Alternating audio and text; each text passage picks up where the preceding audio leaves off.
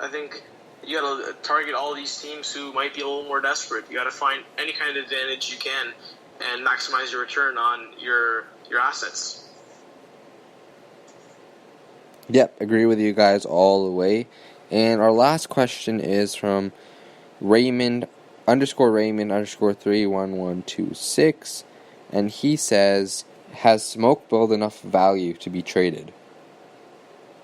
It's tough, honestly. You look around the big leagues and you look at what team in contention needs first base help.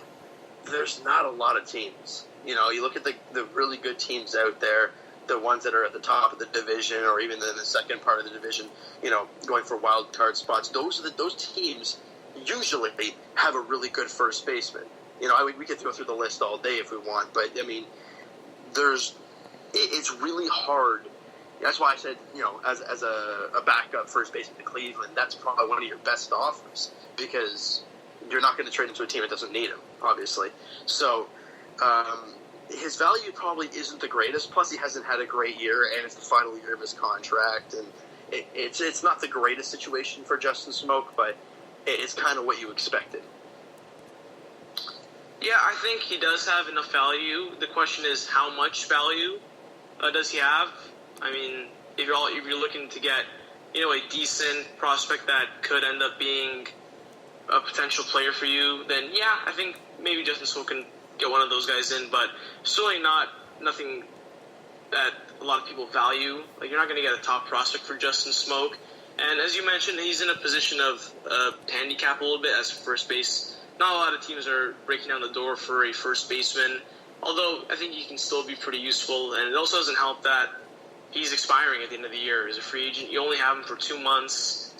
And yeah, that's pretty much all I got to say about that. And Mo, before you give your take, I'm going to ask you guys, I'll put you guys on the spot here, over under 3.5 players traded at the deadline for the Blue Jays. Over.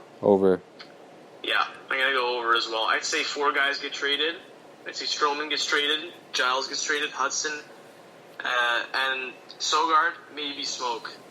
I'll throw Biagini in there. Really? Oh, that's an interesting one. Yeah, I'll throw him in there. You could always add a reliever to package guys. I mean, Biagini's had a pretty good year. And the guy that we haven't talked about at all, David Phelps, do you guys think he's built enough value or to the point where he can bring in something? I feel like they'd trade him next year. Do they have what's his contract? I'll pull it up right now. I believe it was only 1 year, though. Ooh, yeah. I look at David Phelps, man, and every time he goes out there and he throws out a clean inning, the team is, yes, I get it, he hadn't pitched for so long, but he's out there dominated right now. The guy's got 15 2/3 innings. He's got an ERA of 2.3. Like, that's damn good. He's got over a strikeout an inning. He's got 16 strikeouts in 15 2/3.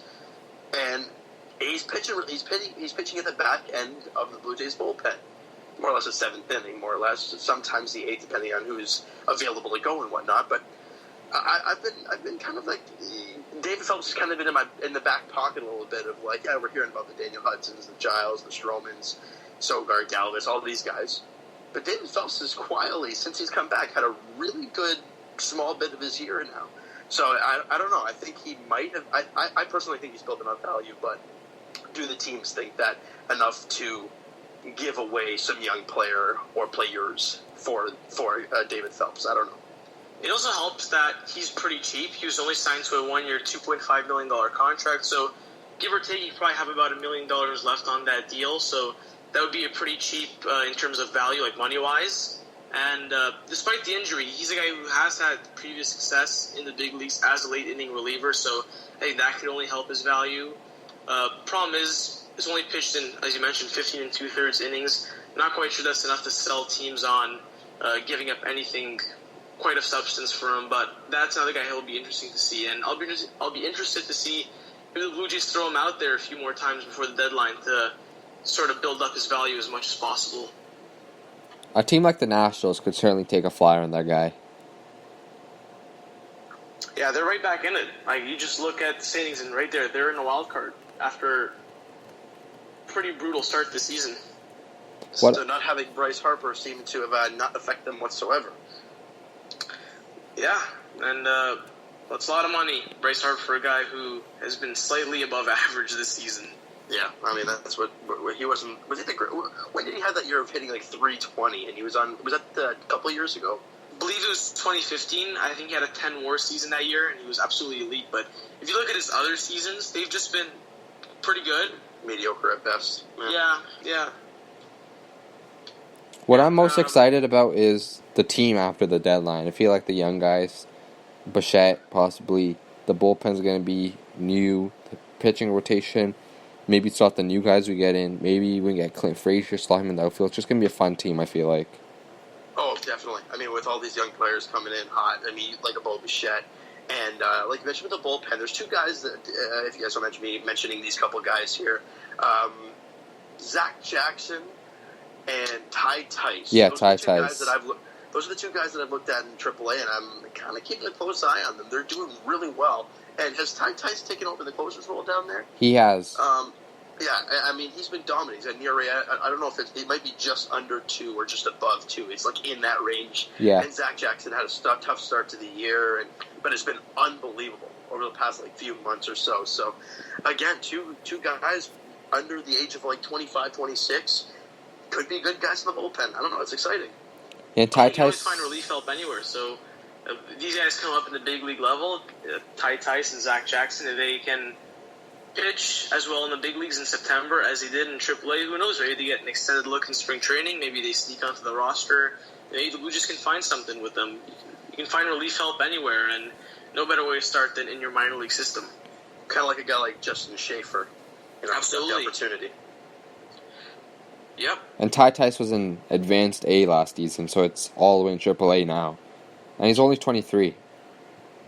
Really? I didn't realize he was 23. He's dominating, too. So I think he's a guy, at the very, very least, a September call-up. Yeah, and then I expect TJ Zoic to be up, Sean Reed Foley possibly, Hector Perez possibly could be in the bullpen possibly, but Jacob Wagsbeck, not too high on him, but certainly will be exciting.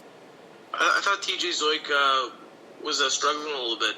Yeah, I think he walked, if I'm not mistaken, he walked 5 in his last start. He gave up 10 hits and 5 walks in 4 innings. He had a rough outing. And the one before, I think it was kind of around the same bit there. So, I don't know. I thought he'd be a guy who'd be up here very soon. But, again, we've learned with pitchers, especially guys who haven't pitched much, he goes out there and throws an 8-inning of 1-run ball, and then we're totally looking different at it. So, I don't know. It's going to be interesting to see what happens post-trade deadline for this Blue Jays team, because they're going to be really young. Bo Bichette should be here by August 1st. I don't think there should be any excuses why he wouldn't be here. Oh, no question. With guys like, Eric Sogard and Freddie Galvis out there in trade talks, and if they end up getting moved, I think you slide a guy like Bo Bichette in there, no doubt about it. All right, you got anything to add, or should we wrap it up there? I feel like that's good for today. All right, well, cool. It's a good episode. About an hour, just over an hour of breaking down trade deadline specials, as we promised for a few episodes now. We also talked about what's going on with everything Blue Jays, and we'll be back next week with a review podcast about the trade deadline. And as always, thank you for listening to us. You can make sure to follow us at Blue Jays Wave on Instagram. Make sure you subscribe to James' YouTube account at TO Sports Talk on YouTube. Very good post-game videos about the Blue Jays and updates, not just the Blue Jays, but all Toronto sports teams. I certainly enjoy them personally, so make sure you check it out. Thanks for joining me, gentlemen, and I look forward to talking to you next week. Thanks very much, guys. Yeah. See you guys next week. Great talk today.